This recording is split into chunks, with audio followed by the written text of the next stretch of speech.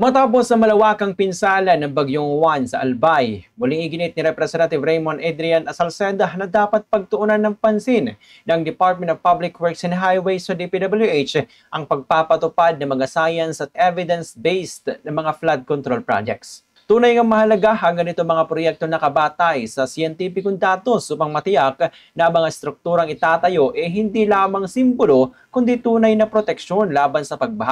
Nakabahala na sa kabila ng pangakong tuloy-tuloy na pagpapaunlad, marami pa rin sa mga nasirang flood control infrastructures ang hindi pa rin naaayos dahil sa umiiral na national ban sa mga ganitong uri ng proyekto.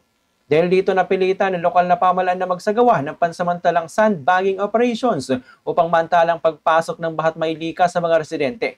Ngunit gaya ng pinakita ng karanasan sa Bagyong Juan, hindi sapat ang pansamantalang solusyon.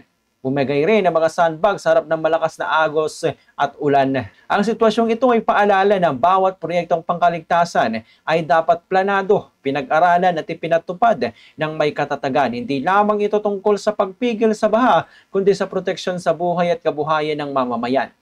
Panahon na para pakinggan na panawagan ng mga lokal na opisyal at tiyakin na ang bawat hakbang ay nakabatay sa siyensya at ebidensya upang mas sa susunod na bagyo, mas handa at ligtas na ang bawat Pilipino. Yan ating Bombo News Analysis. Ako inyong lingkod, Bombo Jason Felina. And this is Bombo Radio Philippines, the #1 and most trusted source of news and information. Basta Radyo Bombo!